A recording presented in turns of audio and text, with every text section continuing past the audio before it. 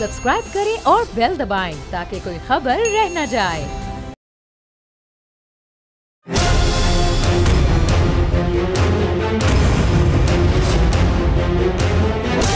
From the Islamabad studios of Bold Network, it's time for Jameel Farooqi on National Debate.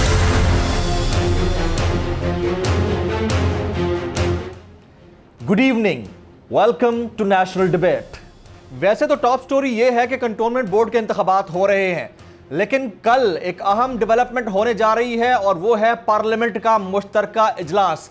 इस इजलास में legislation मुतवक्के है, कानूनी तरमीम हो सकती है, इलेक्टोरल रिफॉर्म्स के ऊपर भी बात होने जा रही है। लेकिन उससे भी बड़ा सवाल जो इन दिनों जबान ज़द-ए-आम है और वो है हुकूमत की गुज़िश्ता 3 साल की कारकर्दगी।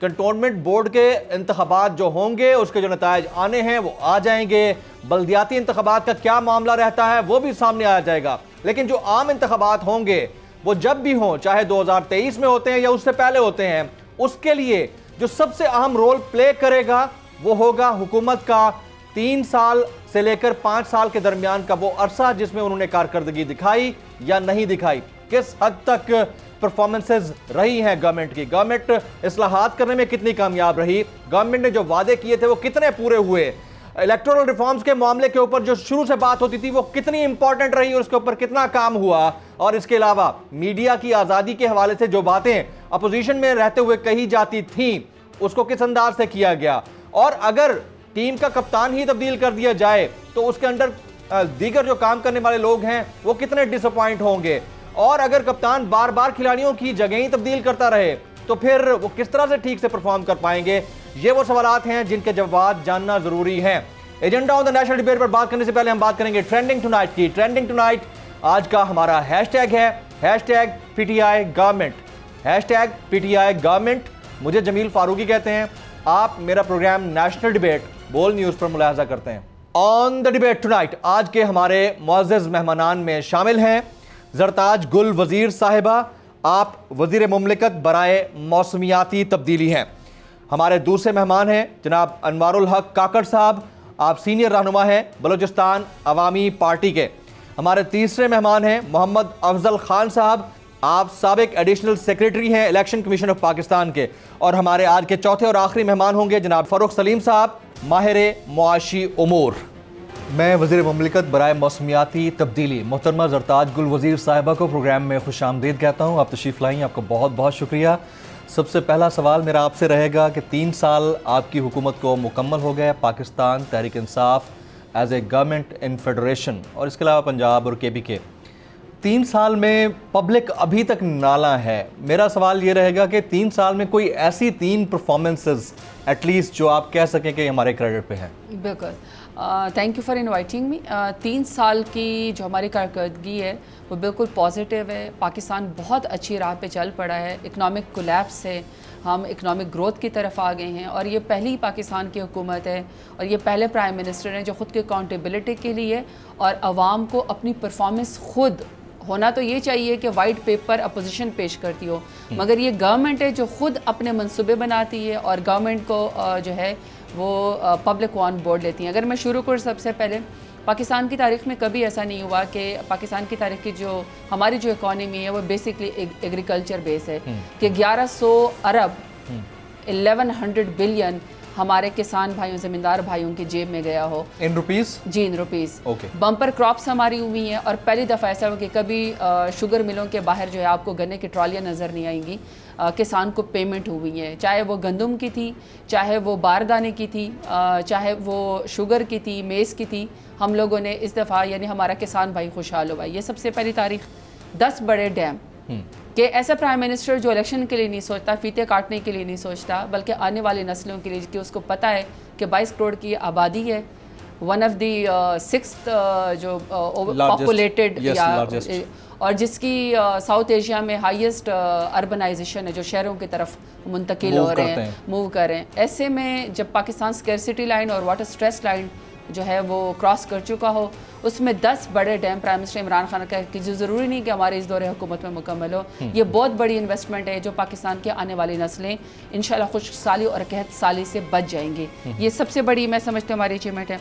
फिर अगर मैं एहसास वो देखूँ प्रोग्राम कि 1 करोड़ बेवाओं को और ख़वातीन को और नादारों को, कमज़ोर तबके को आपने ऊपर उठाया और उसको 260 अरब का पिछले साल का जो डायरेक्ट कैश उनकी जेब में गया 12,000 तक और 33% हाईएस्ट जो सिंध में गुर्बत थी वहाँ सबसे ज़्यादा वहाँ पे गया, जिसके लिए मेरे डेरे पे या किसी MNA MPS मिनिस्टर के डेरे पे आने की ज़रूरत नहीं। टोटल डिजिटाइज, टोटल कंप्यूटराइज्ड और किसी की इंटरफेरेंस नहीं, सबसे ट्रांसपेरेंट प्रोग्राम और जिसकी दुनिया में भी 4थे नंबर पे तकरीबन जिसकी दुनिया में पज़ीराई हुई कि ये रिलीफ रैंकिंग के कि ये रिलीफ देने के लिए सबसे बेटर प्रोग्राम है। फिर 10 बिलियन ट्री सुनामी का अगर मैं जिक्र करूं कि मौसमियाती तब्दीली का सबसे ज़्यादा पाकिस्तान को ख़तरा है, पिछले 70 सालों में वो काम नहीं किए जो प्राइम मिनिस्टर इमरान खान की लीडरशिप में मेरी मिनिस्टर ऑफ क्लाइमेट चेंज ने की है और इसकी रिकग्निशन जो हमें मिली है कि हमें 5 जून का वर्ल्ड एनवायरनमेंट डे को दुनिया का UNEP के लासे हमें होस्ट करने का मौका मिला। दुनिया हमें एज ए ग्रीन चैम्पियन के तौर पर, एम्बेसडर के तौर पर हमें तस्वर करती है और ये वो मुल्क है जिसकी आबादी की ज़रूरियात, जिसकी फूड सिक्योरिटी की ज़रूरियात, जिसकी लॉ एंड ऑर्डर की ज़रूरियात, हेल्थ की ज़रूरियात बहुत ज़्यादा है। मैं उसके ऊपर मुझे बड़ा फ़ख्र है। अगर मैं हेल्थ कार्ड देख लूँ, इंसाफ हेल्थ कार्ड, कि आपका नेशनल ID कार्ड जो है वो आपकी हेल्थ इंश्योरेंस है। ये सुपर पावर्स में भी नहीं होता, ये पाकिस्तान जैसे गरीब मुल्क के अंदर हुआ है कि जिधर डिस्प्रिन की गोली के लिए लोग तरसते थे, अब आपका नेशनल ID कार्ड जो है वो आपका हेल्थ इंश्योरेंस है और आपको 10 लाख तक की जो है वो ख़ानदान की आपको इंश्योरेंस मिल जाती है। उसके लिए मैं समझती हूँ कि बहुत खुशी है। और साउथ पंजाब का मैं जमील बहुत ज़रूर जिक्र करूँगी। साउथ पंजाब के ऊपर हमेशा महरूम तबका, डिप्राइव्ड तबका, हमारे आंसू बेचे गए और हमें सबसे ज़्यादा जिसको कहते थे ना कि गुलामी के दौर में या सरदारों के बलबूते पे हमें जो है एहसास कमतरी में रखा गया। लेकिन गिलानी साहब के होते हुए उनके वो प्राइम मिनिस्टर थे पीपल्स पार्टी के, उन्होंने सिर्फ सियासी नारा लगाया और जो साजिश ही है PMLN वो तो हमेशा साजिश पे बिलीव करती हैं। उन्होंने जब हमने साउथ पंजाब किया किसी ने बात की उन्होंने साथ बहावलपुर की ताकि 2 सूबे में आपस में नफाक पैदा हो जाए। तो ऐसे में साउथ पंजाब का पहला PSDP ग्रीन बुक 190 बिलियन की पाकिस्तान तहरीक इंसाफ की हुकूमत में छपी। 35% आबादी के लिए 33% की आबादी के लिए 35% हाईएस्ट बजट रखा गया, जिसमें हर डिस्ट्रिक्ट में mother and child hospital, cardiology hospital, university. लेकिन आप प्रोविंस नहीं बना पाए साउथ पंजाब को। देखिए जमील, वो एक कॉन्स्टिट्यूशन वो है, हमें उसके लिए 2/3 मेजॉरिटी चाहिए। इंशाल्लाह जब नेक्स्ट हमारी हुकूमत बनेगी तो हम 2/3 बना लेंगे। अच्छा, और आखिरी बात जो मैं समझती हूँ कि दुनिया पेंडेमिक से लड़ रही है, इकोनॉमी कोलैप्स कर रही है, पाकिस्तान ग्रोथ में बेटर जा रहा है, हाईएस्ट टैक्स कलेक्शन हुई है, हाईएस्ट रेमिटेंस आई हैं और मैं समझती हूँ कि उसमें जो मेरे पास एक फिगर है जो NCOC की वेबसाइट पे आप देख सकते हैं कि 6,55,05,999 लोगों को डोज वैक्सीन मिल चुकी है फ्री ऑफ कॉस्ट। यानी कि आप अपने आप को रजिस्टर्ड करें, वैक्सीन लगवाएं और पाकिस्तान की हुकूमत आपको वैक्सीन आपको लगाएगी। ये अंडर डेवलप्ड कंट्री में बेहतरीन, और ये भी दुनिया ने WHO ने हमें इस बात पे रिकग्नाइज़ किया है कि पाकिस्तान की स्ट्रैटेजी NCOC की और पाकिस्तान की हुकूमत की पेंडेमिक में लड़ने की बहुत बेहतरीन थी। अच्छा, ये इट्स हाईली अप्रिशिएबल। इसके समरात अगर पब्लिक को जा रहे हैं तो बड़ा अच्छा है। लेकिन आपने इकॉनमी की बात की तो I would like to ask a question. Morgan Stanley capital international ने अपने शशमाही जायज़े में पाकिस्तान की नई दर्जाबंदी की है और उसमें पाकिस्तान का स्टेटस डाउन ग्रेड कर दिया गया है। पाकिस्तान को उभरती हुई मईशतों से निकालकर फ्रंटियर मार्केट इंडेक्स में शामिल कर दिया गया है। पहले पाकिस्तान के 19 बड़े इदारे थे जिनको ये रैंक करते थे, अब सिर्फ 4 बड़े इदारे रह गए हैं जिनको रैंक करते हैं। बाकी छोटी मोटी कंपनियां वो तकरीबन 19 के करीब हैं, छोटी मोटी। तो मैं ये सवाल करना चाहता हूँ कि पाकिस्तान के अंदर हम खुशहाली दिखा रहे हैं और लोग उसको एडमिट करें ना करें, पेपर्स के ऊपर तो बैरल है, बट इंटरनेशनली हम कहाँ स्टैंड करते हैं? देखिए जमील, मैं इकोनॉमिस्ट तो नहीं हूँ, लेकिन मैं चूँकि इलेक्शन लड़ के आई हुई हूँ, 80,000 से ज़्यादा मैंने वोट लिया हुआ है और मैं पब्लिक पल्स पे मेरी न्यूज़ फीडिंग है और मैं हर जुमा हफ्ता इतवार को अपने हल्के में होती हूँ और मैं पब्लिक रिस्पॉन्स को बेटर समझ सकती हूँ। तो अगर फैसलाबाद के अंदर पिछली दौरान हुकूमत आपकी 50,000 लूम्स जो हैं वो बंद हो जाएं और टेक्सटाइल की जो इंडस्ट्री है या जो आपकी लूम्स है वो लोहा कोड़ियों के भाव बिके और साथ वाले ममालिक जैसे वो बांग्लादेश वगैरह में जाके मुंतकिल हो जाए और आपका जितना एक्सपोर्ट का रिबेट हो वो आपने 1 रुपया अदा न किया हो, ऐसे में 50,000 पुरानी 30,000 नई पावर लूम जो हैं वो टेक्सटाइल की इंडस्ट्री आपकी पाकिस्तान के अंदर चलना शुरू हो जाए, 1100 बिलियन मेरे किसान भाइयों ज़मींदार भाइयों के लिए उनको अपनी फसलें न जलानी पड़े, उनको किसी माफिया के उसके अंडर ना होना पड़े और वो 1100 बिलियन का मेरे किसान भाइयों के ज़मींदार भाइयों की जेब के अंदर चला जाए और 14 बिलियन से ज़्यादा की हाई सब्सिडी जो हमने 29 अशाए खुर्दनी के ऊपर पाकिस्तान की तारीख में पहली दफ़ा की हो और हम 10 अरब के लॉस से हम 100 अरब के सेल के ऊपर अपने यूटिलिटी स्टोर्स को ले आए, तो ऐसे में मैं समझती हूँ और कंस्ट्रक्शन की अगेन बड़ी ज़बरदस्त आप बात कर रही हैं, बट इसके समरात अगर पब्लिक को नहीं मिलते, let me ask you a question, put your question in different way, let me rephrase it जी। एक माह में 8वीं बार आटा महंगा हुआ है, एक माह के अंदर 8वीं बार आटा महंगा हुआ है, 20 रुपये इजाफे से 20 किलो का थैला 1200 रुपये का हो गया है और मजमूई तौर पर 140 रुपये महंगाई हुई है एक महीने के अंदर। जब ये सिचुएशन होगी तो आप भले कितना ही सब्सिडाइज क्यों ना कर लें चीज़ों को, अब पब्लिक तक उसके फ्रूट्स नहीं पहुंच रहे हैं and that will dent you in the coming elections. इसके ऊपर आपको सोचना होगा। मैं आपको एक बात बताती हूँ, देखिए ये पहले दौरे हुकूमत है जिसमें अगर अवाम को कुर्बानी देनी पड़ती है तो उसके हुक्मरान भी हुक्मरानी जो है वो कुर्बानी देते हैं।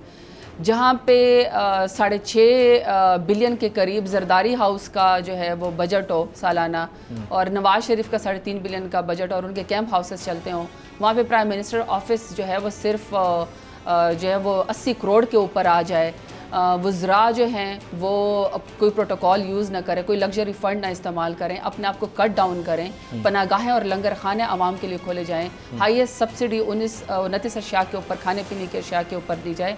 जो दुनिया में महंगाई है वो तो सारी दुनिया के अंदर है, लेकिन पाकिस्तान जो उससे लड़ रहा है, सबसे बड़ी बात जो मैं ये समझती हूँ कि देखें पेंडेमिक के अंदर जिस तरह टिश्यू रोल के ऊपर, खाने पीने के अशिया के ऊपर जिस तरीके से बाहर ममालिक में और बड़े सिविलाइज ममालिक में स्टोर्स लूटे गए, जिस तरीके से अफरा तफरी हुई, पाकिस्तान में इसकी नौबत नहीं आई।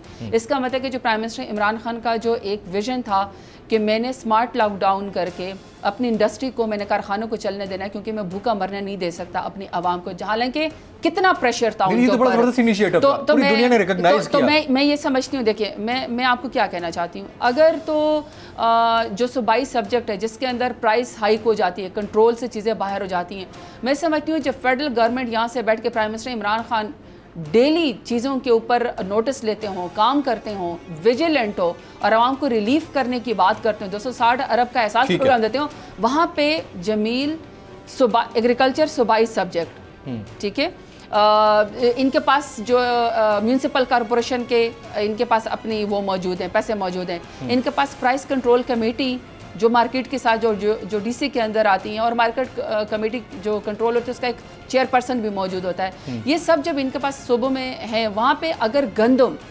14 अरब का लॉस हो जाता है सिंध के अंदर और गंदम चोरी हो जाती है और वहाँ पे 6 मिलियन टन जो है उनका एक मिनिस्टर खड़े होकर गए कि चूहे खा गए, वहाँ से मट्टी निकले और वहाँ पे उनको जो उनकी अपनी रिपोर्ट सिर्फ जमीन में आपको उनकी अपनी रिपोर्ट ये हो जो कि उनको 14 अरब का जो स्कैंडल था उनको पैसे वापस दिलवाए गए। तो इसका मतलब है कि तमाम सूबों को अब इन चीज़ के ऊपर मदद करनी पड़ेगी, काम करना पड़ेगा।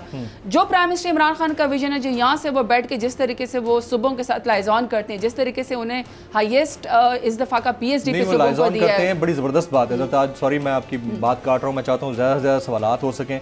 जिस तरह आपने गंदम की बात की, चीनी का भी एक स्कैंडल बना, वो सारी बातें अपनी जगह पर हैं। प्राइम मिनिस्टर नोटिस लेती हैं, आप कहती हैं बिल्कुल ठीक है और पब्लिक देख भी रही है इसको, लेकिन एक तरफ अगर आप अपने अखराजात कट डाउन कर रहे हैं और दूसरी तरफ आप गाड़ पिछाड़ करते हैं। लाइक 3 साल में 4 चीफ सेक्रेटरीज तब्दील हुए पंजाब के, 6 तब्दील हुए, कलीम इमाम, मोहम्मद ताहिर, अमजद जावेद सलीमी, आरिफ नवाज, शुएब दस्तगीर, इनाम गनी और अब राव सरदार साहब हैं। तो इनकी ट्रांसफर पोस्टिंग के ऊपर भी पैसा लगता होता है। यानी एक तरफ आप बजट कट डाउन कर रहे हैं, दूसरी तरफ बजट बढ़ा रहे हैं।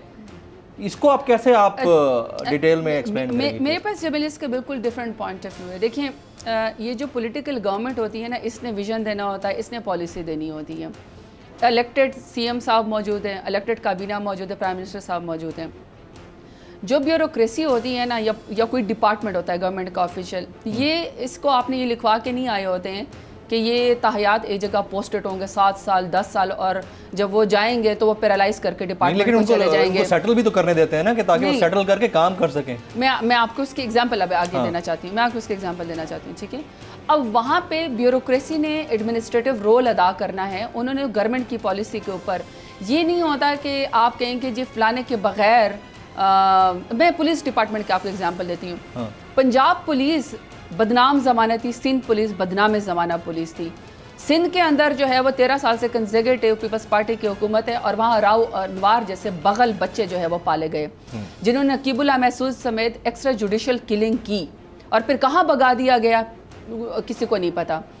पंजाब के अंदर जहाँ पे गुलो भट्टो ने मिल के स्टेट टेररिज्म और 14 खवातीन के मुंह पे गोलियां मारी, ये पंजाब के खादिम आला के नाक के नीचे हुआ है, और उसको लीड कर रहे थे गुलो भट्ट और आबिद बाक्सर जैसे लोग जो कहते हैं कि मुझे खादिम आला के कहने पे मैंने 350 अफराद का एक्स्ट्रा जुडिशल किलिंग की, ठीक है।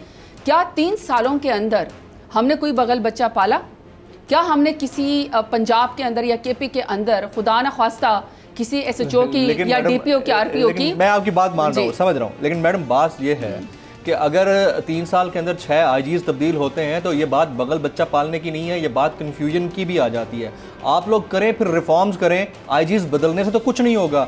एंड रिफॉर्म्स कैसे होंगे? यानी रिफॉर्म करने वाला खुद एक प्रीवियस ब्यूरोक्रेट होगा, फिर इंटेलिजेंट अजहान को बिठाएं, उनसे रिफॉर्म्स करवाने की कोशिश तो करें। 3 साल के अंदर सिर्फ अगर सेक्रेटरीज तब्दील हो रहे हैं और IGs तब्दील हो रहे हैं और नीचे के लेवल पर करप्शन वैसी की वैसी है, तो उसको आप कैसे फिर आप एक्सप्लेन करेंगे फर्दर, खास तौर पर जब आप इसको प्रैक्टिकली इंप्लीमेंट करने जाएंगे 2023 के इलेक्शन में इन केस? देखिए जमील, मैं अपने पंजाब के लिहाज से आपका अपना एक्सपीरियंस बता सकती हूँ, और केपी के तो फार अवे बहुत ही बेटर है। केपी के इज फार बेटर, बहुत बेटर है। मैं आपको पंजाब की बात बताती हूँ। देखिए, अगर पंजाब में 20 साल पुराना एक गैंग जो भत्ताखोरी भी देता, और जिसकी वीडियोस आपने देखो, जिसको प्राइम मिनिस्टर इमरान खान ने नोटिस दिया, मुजफ्फरगढ़ वाला नहीं, डेरा गाजी खान में जो लादी गैंग जो इंसानी अज़ा काट रहा था, ठीक है। अगर 20 साल के बाद लादी गैंग को पुलिस डिपार्टमेंट ख़त्म करते हैं और उसके सरगनाव को मार देती है, और 20 साल पुराना जो है वो एक गैंग या छोटो गैंग ख़त्म हो जाता है, तो ये हमारे पंजाब पुलिस के ऊपर अच्छे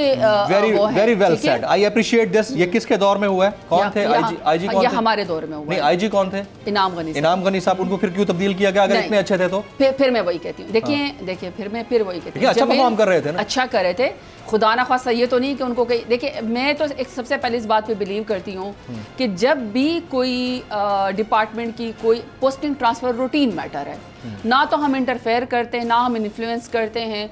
हमारा मकसद सिर्फ ये है कि पंजाब का लॉ एंड ऑर्डर या पंजाब का जो ब्यूरोक्रेसी वो बेटर काम करें, मेरे डेरे पे कोई ना आए, मेरे घर के आगे कोई लाइन ना बने, ओपन डोर पॉलिसी हो, और ब्यूरोक्रेट जो है AC/DC साहिबान आवाम को मिले, उनकी शिकायत को सुने और रिजॉल्व करें।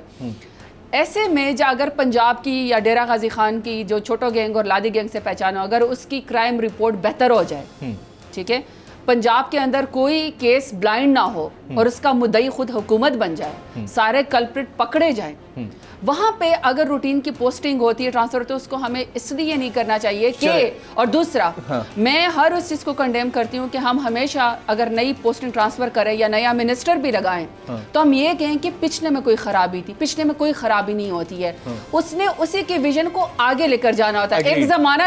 एक ज़माना था जब समझा जाता था कि हमारे एक एक्स जनरल साहब के बगैर शायद ये आर्मी नहीं चल सकती।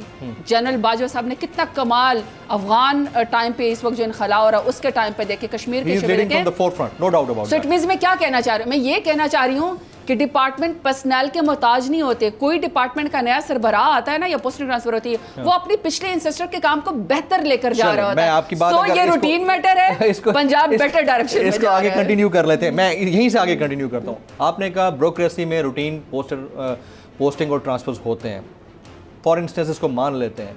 मुझे बताइए, फयाजुल हसन चौहान साहब पहले वज़ीर इत्तलात थे सूबे के, फिर उनको जेल खाना जात भेज दिया गया, फिर अचानक से वज़ीर इत्तलात बना दिया गया, और फिर पता नहीं चला, उनको खुद भी नहीं पता था कि मुझे हटा दिया गया, अब फिर वापस ले आए गए। इसी तरह से फिरदौस आशिक अवान साहिबा जब वफाक में थी प्राइम मिनिस्टर के साथ, जब वो गई हैं तो उनके ऊपर करप्शन के चार्जेस थे जो कि लगाए गए PTI के बहुत सारे लोगों की जानिब से लगाए गए, फिर उनको पंजाब भेज दिया गया, फिर अचानक पता चलता है कि वो पंजाब में नहीं है, अब फिर फयाजुल हसन चौहान। तो मुझे ये पूछना है कि जो प्रीवियस होता है उसने अच्छा काम किया होगा, समझ में आती है। लेकिन एक बंदा एक ही पोजीशन पे अच्छा काम ना करते हुए दूसरी जगह लगा दिया जाता है और वहां से हटा के फिर उसी पोजीशन पे लाया जाता है, तो उसमें कौन से ऐसे चमत्कार हो गया या उसके अंदर कौन सी ऐसी शक्ति भर गई, बिजली भर गई कि वो काम कर लेगा? मुझे ये बता दें बस जमील, ये फिनोमेना क्या है? मैं फिनोमेना आपको समझाती हूँ, कोशिश करती हूँ। मैं पीटीआई के बल्ले के निशान के ऊपर इलेक्ट होके आई हूँ। Only women elected MNA. ठीक है जी। हाँ जी।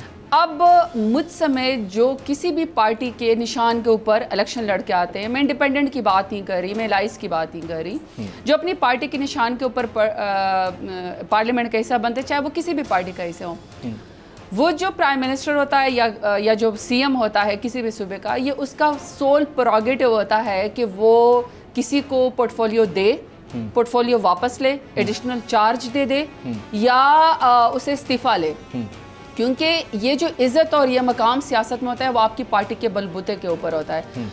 वहाँ पे मैं समझती हूँ कि एक ऑनर है और ये इस्तीफा भी और ये पोजीशन भी पार्टी की अमानत होता है। म्यूजिकल चेयर तो ना बनाए ना। नहीं, बैठ मैं देखिए, अगर आपने मैं इसका सिर्फ जवाब देना चाहती हूँ। हाँ, लेकिन ये कि अगर मेरी पार्टी समेत अगर कोई बंदे की पोजीशन चेंज हो जाती है और खुदा ना ख्वास्ता कोई उसको डिसग्रेस करता है ये कहते हुए कोई और स्पोक्स पर्सन कि फलाने के ऊपर ये चार्जेस है, ऐसा नहीं करना चाहिए। क्योंकि मैं समझती हूँ कि जो आपका प्राइम मिनिस्टर होता है, जो आपका सीएम होता है, वो अगर काबीना में शफल करे, रीशफल करे, उसका प्रोगेटिव है। और इट डज नॉट मीन, कप्तान को ये पता होता है कि मैंने किस खिलाड़ी को किस मौके पे भेजना है। इट डज नॉट मीन कि इसकी कारकर्दगी कोई बुरी होती है या क्या होती है। वो ये पता होता है कि अभी मुझे हिटर चाहिए, हार्ड हिटर चाहिए, मुझे थोड़ा सा इस वक्त ऐसा चाहिए। ये टीम की जो मैकेनिज्म है, प्लेसमेंट है, ये इसमें मेरे ख्याल में कोई दूसरी राय नहीं होनी चाहिए। चलें ठीक है, मैं टाइम क्योंकि हमारे पास थोड़ा सा कम है, मैं चाह रहा हूँ एक दो सवाल और पूछ लूँ। पीडीएम के हवाले से बिलावल भुट्टो की पंजाब में ज़ोरदार एंट्री हुई है। वो फरमाते हैं कि अगली वफाकी और पंजाब की हुकूमत हमारी होगी, तो what's your take on this? जो जहाँ तक बिलावल भुट्टो जरदारी की बात है ना, देखें ना, ये तो बिल को ख्वाब में छीछड़े। साउथ पंजाब में उन्होंने अभी वो दौरा, आपने काफिया मिलाया है बिलावल से बिल्ली को ख्वाब में छीछड़े। नहीं, ये मैंने मुहावरा बोला है। हाँ, क्योंकि देखें ना, डे ड्रीमिंग तो अच्छी बात है, लेकिन अब बिल्कुल ही आप अपनी आंखें बंद कर लें और आप अब देखिए ना, वो साउथ पंजाब के दौरे के ऊपर आए, नाकाम तरीन दौरा। बल्कि मैं तो साउथ पंजाब के गयूर अवाम का शुक्रिया अदा करती हूँ कि जिन्होंने उनके जलसों में ना जाके और 300 खाली कुर्सियों से उन्होंने खिताब किया। मैं समझती हूँ कि मैं साउथ पंजाब के गयूर अवाम का शुक्रिया अदा करती हूँ जिन्होंने एक पर्ची वाले को किस तरीके से रिजेक्ट किया, क्योंकि अवाम इतनी बाशऊर हो चुकी है। फिर ये हुकूमत बनाने के दावे मैं आपको बताती हूँ, अगर वो हुकूमत बनाने का दावा इस बात पे कर रहे हैं कि सिंध के अंदर कुत्ते काटने की वैक्सीन नहीं मिलती, तो वो पूरे पाकिस्तान में यही चाहते हैं। अगर वो चाहते हैं कि कराची दुनिया का, चूंकि वो सबसे गंदज़दा इलाका हो गया है, नाले तो इनसे साफ होते नहीं है, 37 लोग एक ही रात में शहीद हो जाते हैं। अगर वो चाहते हैं पूरे पाकिस्तान को ऐसा बना दें, तो फिर उनको ज़रूर इस तरह ख्वाब नज़र आने चाहिए। अगर 1.6 मिलियन टन चूहे जो है वो गंदम खा जाती है वहाँ पे। अच्छा, और आज उन्होंने एक और नया कारनामा किया। क्या? उन्होंने जो बारिशों से जो इनके शहर उबल रहे थे ना, वहाँ पे उन्होंने 60 करोड़ मुख्तस कर दिए। सीएम ने उसके ऊपर समरी के ऊपर साइन भी कर दी है। उन्होंने जानवरों के लिए जो है वो मच्छरदानियाँ खरीदनी है, इंसानों के लिए कुछ भी नहीं। इंसानों के लिए कुछ भी नहीं है, ठीक है ना। अब अगर उनको ऑनरेबल जज साहब ये फरमाए कि डायन भी 7 घर छोड़ देती है, हाँ, लड़काना, तो फिर आपका सियासी किबला है। कि मवेशियों के लिए थे, जिन्नात की बस्ती के लिए नहीं थे, वरना तो आपको ढूंढने पड़ते कि जिन कहाँ है। इनके तो सारे पैसे ऐसे चले जाते ना। 10 सालों में इनको 14 ट्रिलियन वफाक से एनएफसी के तहत मिले, 14,000 अरब, 14 ट्रिलियन। ये कोई मजाक नहीं है। अब अगर इतने पैसों से वो कराची को गन ज़दा कर गए, लड़काना को एड्स ज़दा कर गए, थर को भूख ज़दा कर गए, अपनी जेबें और अपने पैसे उन्होंने भरे हैं और 25-25 अरब की उन्होंने मनी लॉन्ड्रिंग की है, तो फिर मैं समझती हूँ कि प्रूव कहीं नहीं कर पाया ना, तो फिर मैं ये समझती हूँ कि अपने घर को वो बेहतर है कि ठीक करे। एक पर्ची वाला जो है वो जब कराची के ऊपर, सिंध के ऊपर बुरा वक्त आता है, बारिशों से जब वो डूब जाता है, ये सीएम उस्मान बुज़दार साहब के जिन्होंने पंजाब को बेहतरीन किया है, ये उसके मज़े के लिए आ जाते हैं कि चलो मैं यहाँ पे छुप जाऊँ, 2-3 खाली कुर्सियों से तकरीरें भी कर लेते हैं। हाँ। मैं समझती हूँ कि पहले अपने घर को ठीक करें, क्योंकि 2023 में हम वहाँ आ रहे हैं। चलें नहीं, देखते हैं। Wish you all the best. आप लोग अगर परफॉर्म अच्छा करेंगे तो यकीनी तौर पर उसका नताइज भी, समरात भी आप तक पहुँचेंगे। मोहतरमा ज़रताज गुल वज़ीर साहिबा, वज़ीर मुमलिकत बराए मौसमियाती तब्दीली, आज इस नेशनल डिबेट के इस पार्ट में हमारे साथ मौजूद थी और हमारा मुद्दा यही था कि अगर गवर्नमेंट काम कर रही है तो उसके समरात, उसके फ्रूट्स पब्लिक तक जाने चाहिए, और अगर पब्लिक चीख रही है तो फिर गवर्नमेंट तक भी ये बात पहुंचनी चाहिए कि वो क्यों चीख रही है। तो इसके ऊपर इनको भी नज़रसानी करनी चाहिए और पब्लिक को भी थोड़ा सोचना चाहिए कि अगर कहीं बर्दाश्त करना है तो फिर बर्दाश्त करना है, जब कहा गया है बर्दाश्त करना है तो कुछ और बर्दाश्त करना है। एक ब्रेक के बाद जब वापस आएंगे तो दीगर पैनलिस्ट हमारे साथ होंगे, साथ रहिए।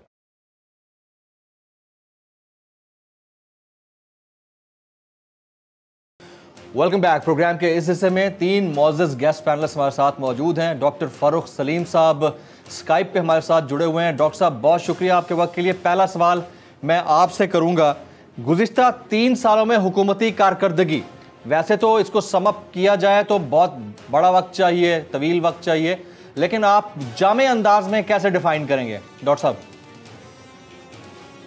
देखिए, 80 से 85% पाकिस्तानी ऐसे हैं, जब उनसे कारकर्दगी के बारे में पूछा जाता है तो वो कहते हैं कि हमारे मेन कंसर्न जो है वो महंगाई के हवाले से है और वो रोज़गार के हवाले से है।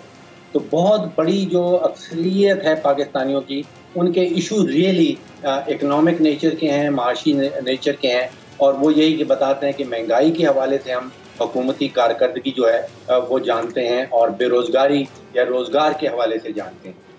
3 साल आपने जिक्र किया, 3 साल हो गए हैं। अब कामयाब रियासत चलाने के लिए एक इस्टेब्लिश्ड, आप समझिए कि मंसूबा होता है, एक ख़ास तरीका इस्टेब्लिश हो चुका हुआ है। उसमें होता यह है कि तकरीबन 3 या 4 फेजेस होते हैं।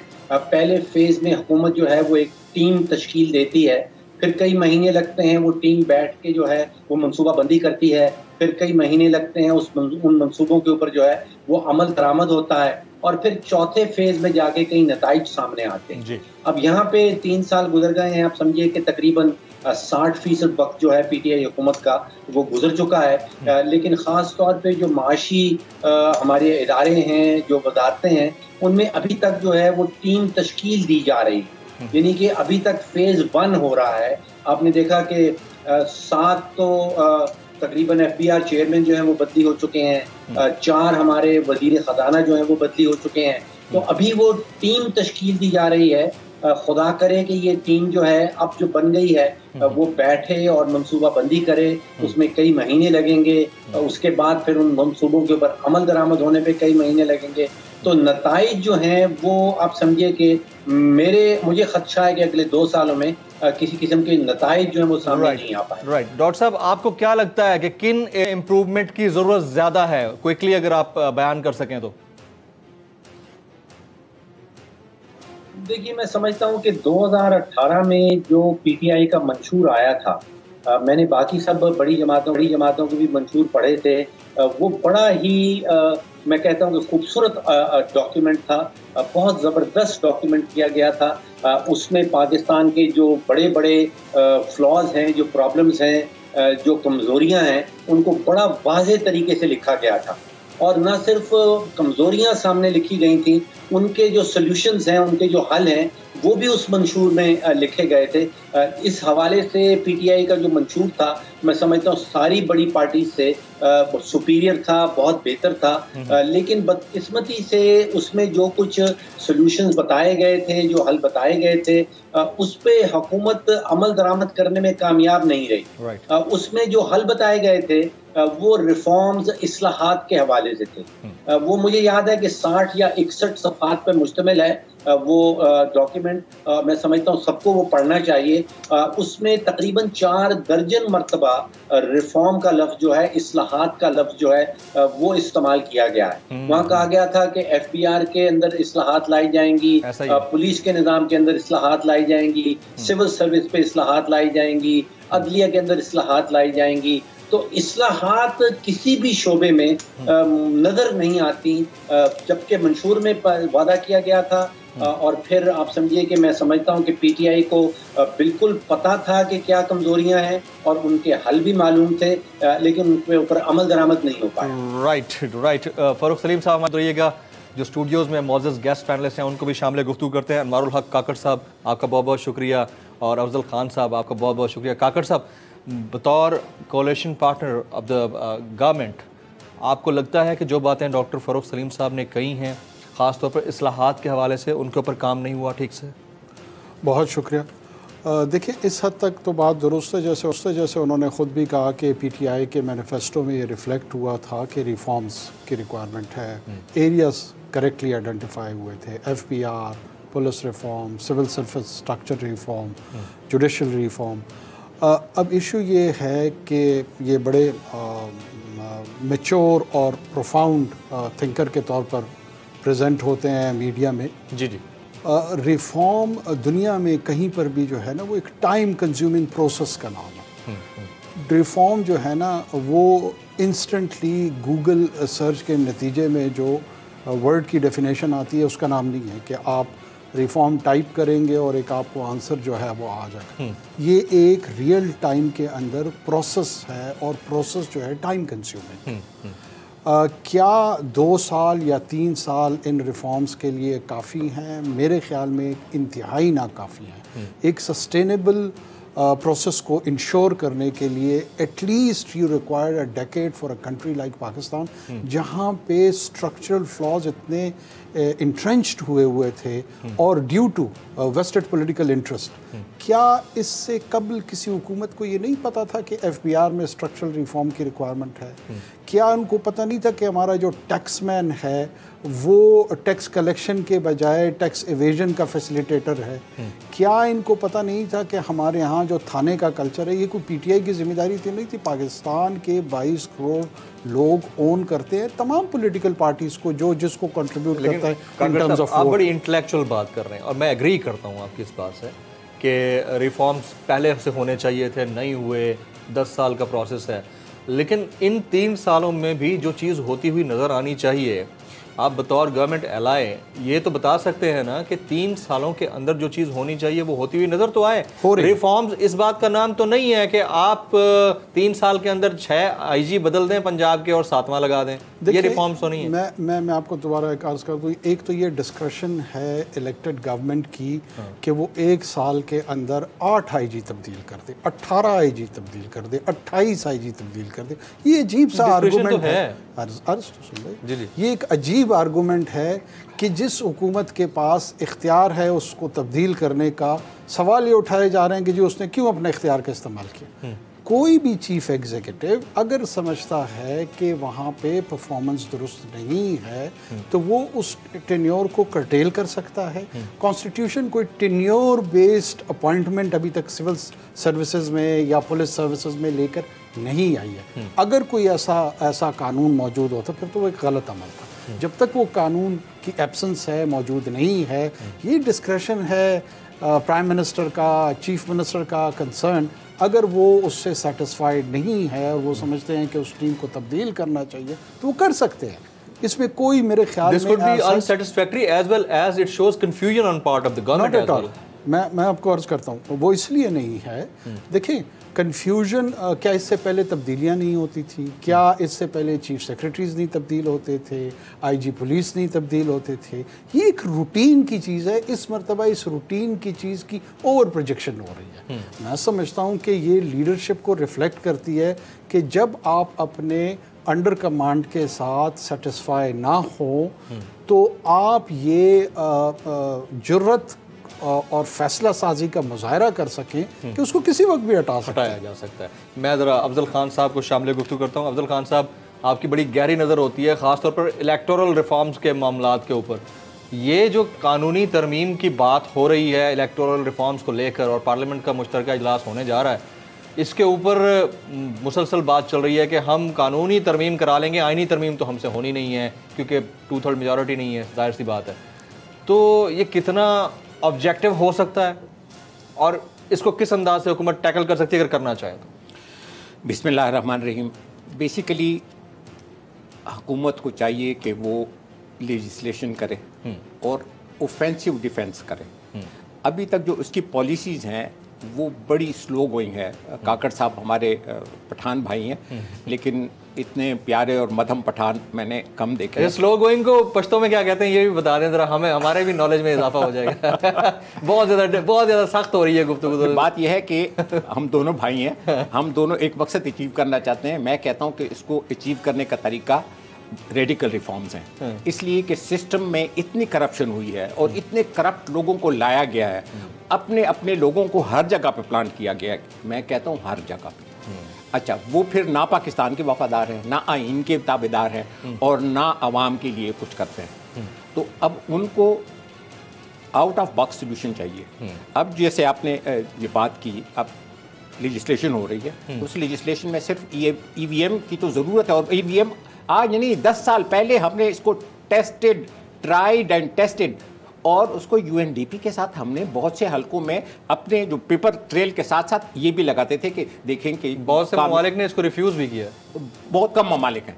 अगर आप डेमोक्रेटिक वर्ल्ड देख लें, बिला न्यूजीलैंड, हॉलैंड, यार मैं आपको जितनी डेमोक्रेटिक पॉपुलेशन है उसका 10% भी नहीं है ममालिक, और रिफ्यूज़ नहीं किया उन्होंने। उनको ज़रूरत ही नहीं है। यही पेपर वाला भी ठीक है, लेकिन वहाँ पे बिकने वाले लोग और ख़रीदने वाले लोग नहीं हैं। यहाँ पे तो एक तरफ इंतहाई गुर्बत है, दूसरी तरफ इंतहाई अमीर ब्लैक मनी वाले लोग जो अपनी क्राइम्स को, देखो कल दादू की एक अदालत ने बहुत ज़बरदस्त फैसला किया, अल्लाह ताला उस सेशन जज को दुनिया और आखिरत में उसकी सरफराजी करे। उसके दादा को, चचा को और बाप को कत्ल किया सीटिंग एमपीएस ने। वो सीटिंग एमपीए और उमर रुबाब की बात कर रहे हैं। हाँ, उमर रुबाब की बात यह है कि ये आपका सिस्टम है कि इसमें करप्ट लोग आते हैं, और ये इसलिए आते हैं कि ये इनके पास ये कार्ड हो और उसकी प्रोटेक्शन लेके फिर वो अपने इलाके के डॉन बने। नहीं, हमारा तो सिस्टम बना ही करप्ट मॉडल के ऊपर है। मसला सारा ये है, एंट्री तो किसी ऐसे बंदे को मिलती ही नहीं है जिसके पास पैसा ना हो, टिकट तक नहीं मिलता, पार्टी टिकट तक नहीं जारी होते।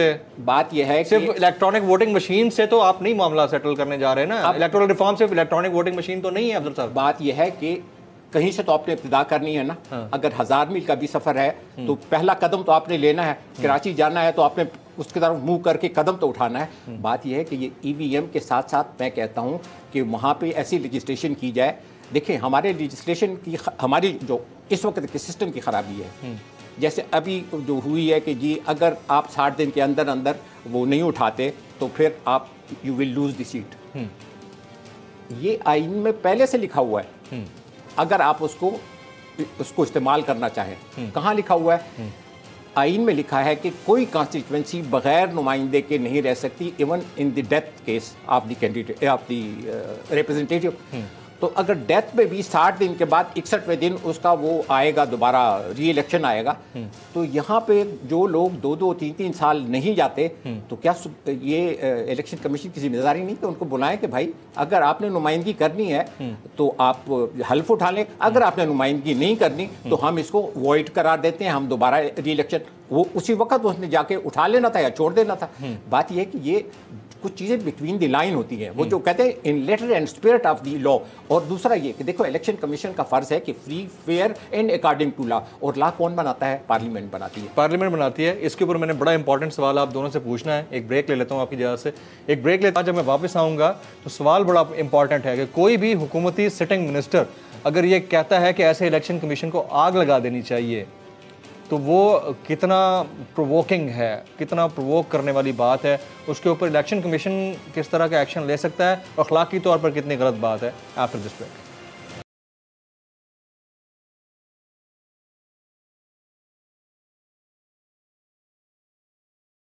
Welcome back. गुफ्तगू के सिलसिले को आगे बढ़ाते हैं। फ़ारूक सलीम साहब काफ़ी देर से तवक्कुफ किए हुए थे। फ़ारूक साहब, ये ज़रूर बता दीजिएगा कि ये उखाड़ पिछाड़ का फैक्टर कितना नुकसानदेह है, ख़ास तौर पर चलें वज़रा और तर्जुमानों की बात तो हम देख रहे हैं, और जिस तरह ब्रेक से पहले काकड़ साहब ने कहा कि प्रोगेटिव है, चाहे वो सूबों का है तो उनके सीएम कर सकते हैं, चीफ एग्जीक्यूटिव हैं, वफाक का है तो प्राइम मिनिस्टर कर सकते हैं। ये ब्यूरोक्रेसी के अंदर जो बार बार उखाड़ पिछाड़ है, ये कितनी नुकसानदेह है?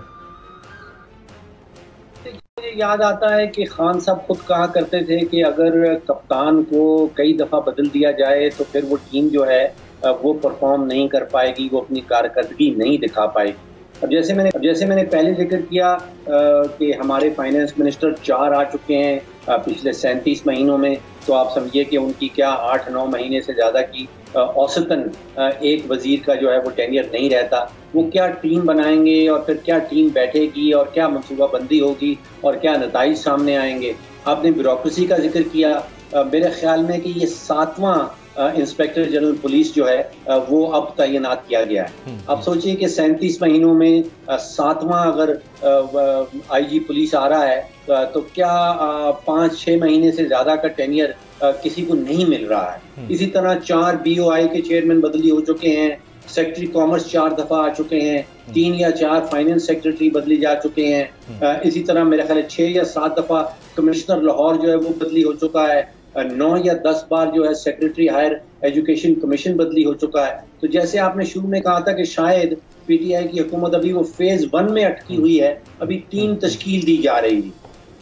राइट। अच्छा, अब सवाल मैं आपसे ज़रा मुश्किल करने जा रहा हूँ।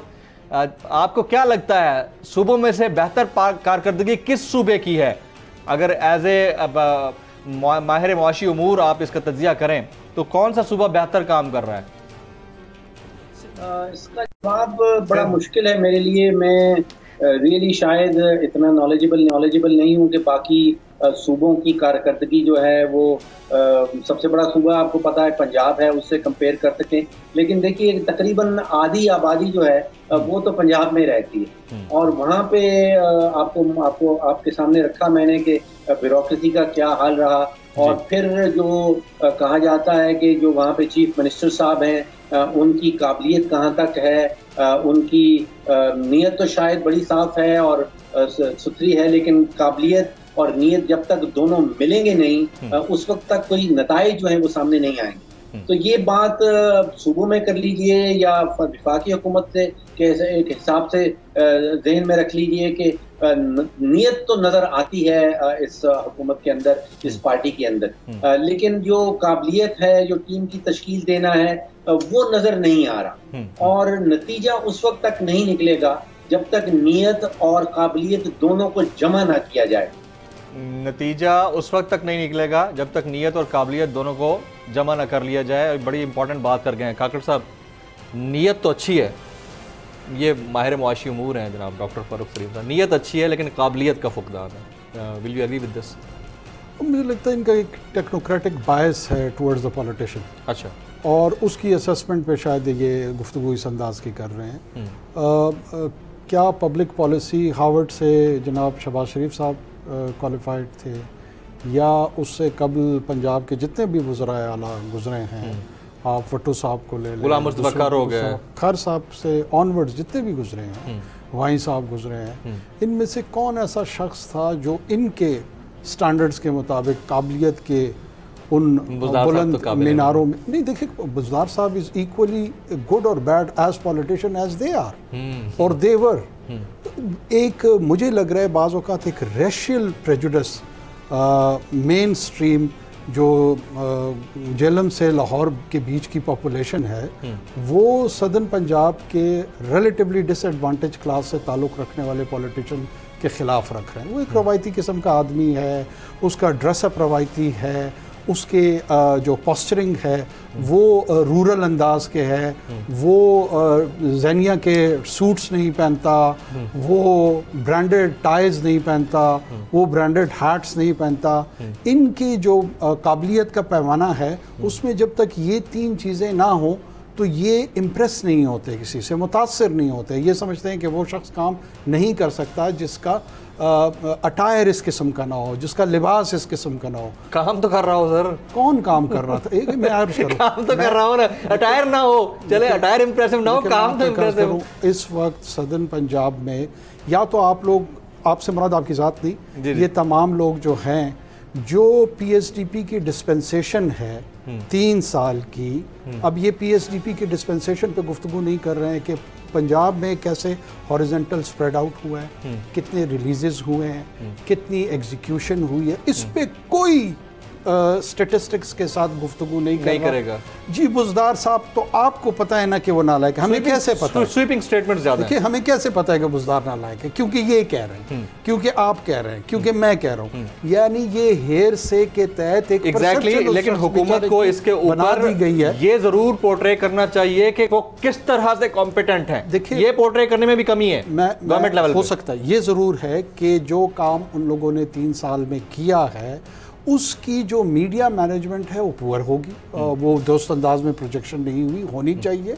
लेकिन ये कतन उनके साथ ज्यादती होगी कि एक शख्स को आप कटहरे में लाके खड़ा कर दें और उसको पाकिस्तान का सबसे बड़ा विलन डिक्लेयर कर दें।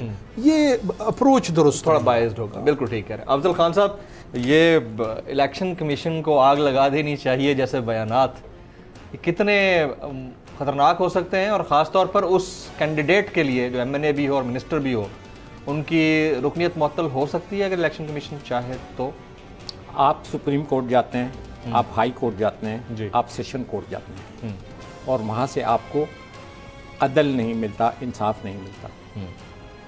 आपका रिएक्शन क्या होगा? आपका जो स्पॉन्टेनियस रिएक्शन ये होगा कि अगर आप यूजलेस हैं, अगर आप अपना किरदार अदा नहीं कर सकते, तो फिर आपका होना ना होना बराबर है। और मैं बता दूं, एक तो ये कि मेरा इदारा है, मैं उस इदारे की मैंने हमेशा उसकी इज़्ज़त ही बढ़ाई है अल्हम्दुलिल्लाह जी।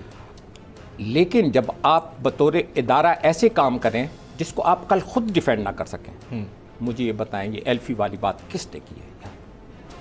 और दूसरा ये कि देखें, इलेक्शन कमीशन ऑफ पाकिस्तान के बारे में जो आईन की 2183 कहती है, वो ये कहते हैं कि इलेक्शन कमीशन का काम है free, fair and according to the law इंतखाबात कराना और करप्ट प्रैक्टिसेस को गार्ड करना।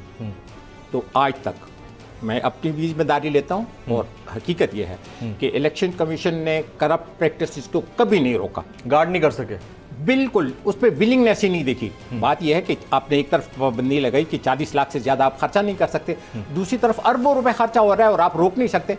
ये तो हमने जाके हिंदुस्तान के इलेक्शन कमीशन से पूछा कि आप कैसे रोकते हैं? उसने कहा कि जी हम तो जितने माल वाले या तगड़े कैंडिडेट होते हैं उनके साथ अपना एक कैमरामैन लगा देते हैं कि वो जितने भी फंक्शन करता है वो सारे रिकॉर्ड करते लाओ, और उसका एग्रीगेट हिसाब भी कि जी कितना तकरीबन हो गया, कितना तकरीबन। जो ही वो 40 लाख की फतया जो उसकी लिमिट है उस तक करीब आता है, उसी दिन हम उस कैंडिडेट को बुला लेते हैं कि ये तुम्हारे फंक्शन है, हाँ।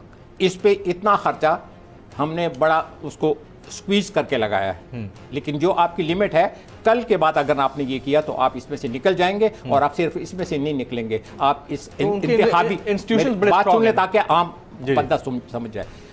अगर आप इसको नहीं रोकते इसी जगह पे और खर्चा मुसलसल करते रहते हैं तो आप इस इलेक्शन की दौड़ से बाहर हो जाएंगे, यानी डिस्क्वालीफाई हो जाएंगे। You can't then contest the election. बात यह है कि आपने पाकिस्तान में कभी देखा है, या अलीम खान वाला था और वो जो नवाज शरीफ की अहलिया वाला था और दूसरे, उसमें बिलियंस ऑफ रुपीस खर्च हुए। एक छोटे छोटे कॉन्टेस्ट में बड़ा खर्चा हो जाता है। कहने का मतलब ये है कि देखें, अच्छा अभी जिम्मेदारी भी ये इन्होंने इतने अजीब कर दिया है कानून में कि जी हुकूमत आपकी है, लेकिन मैं अपोजिशन में हूँ, आपने मेरे मशवरे से काम करना है।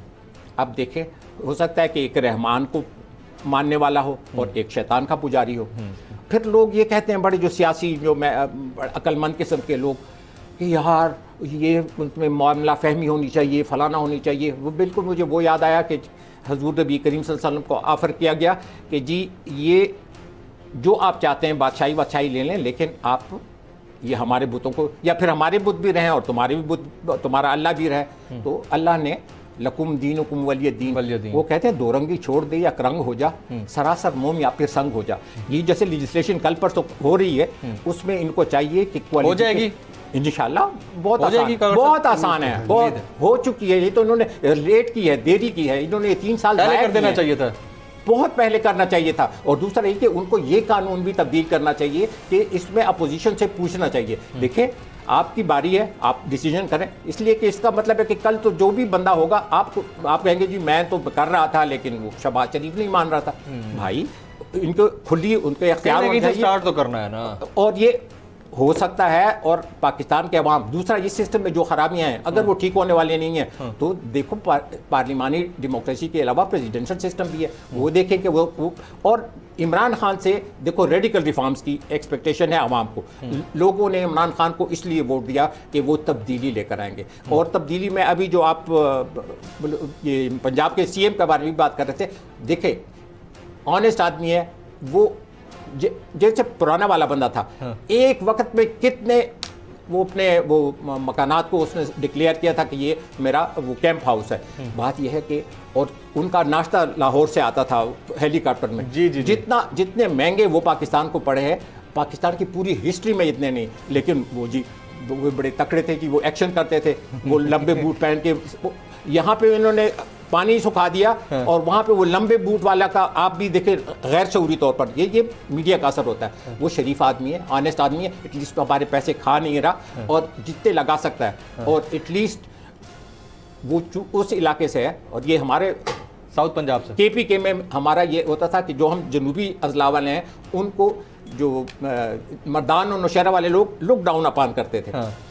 और लेकिन ये जो अपॉर्चुनिटीज, अब आज़ाद कश्मीर में मुझसे बहुत से लोगों ने पूछा कि जी इन दोनों में से कौन आएगा, मैंने कहा इंशाल्लाह तीसरा आएगा। मैंने तो ऐसे मजाक में कह दिया। We are running short of time. Afzal Khan साहब, बड़ा ज़बरदस्त आपसे गुफ्तगू रही। काकर साहब, आप स्टूडियो तशरीफ़ लाए, बहुत बहुत शुक्रिया। और आपका बनता था पॉइंट, काफ़ी अर्से से सोच रहा था आपको बुलाऊंगा। इसके अलावा डॉक्टर फ़ारूक सलीम साहब, आपने वक्त निकाला, आपका बहुत बहुत शुक्रिया। नीयत और काबिलियत की बात चल रही है, उसको भी जज करने वाले हम लोग कोई नहीं होते, लेकिन एक बात तय है कि कहीं ना कहीं से तो किसी ना किसी सिस्टम के मामले को ठीक करने के लिए स्टार्ट करना है। स्टार्ट नहीं होगा तो आगे कैसे बढ़ेगा, और अगर स्टार्ट होता है तो उसके ऊपर वावेला तो मचेगा। तो उसके लिए हमें इंतज़ार करना है और अल्लाह करे कि मुल्क बेहतरी की तरफ बढ़े। प्रोग्राम से जमील फारूकी को इजाज़त दीजिए।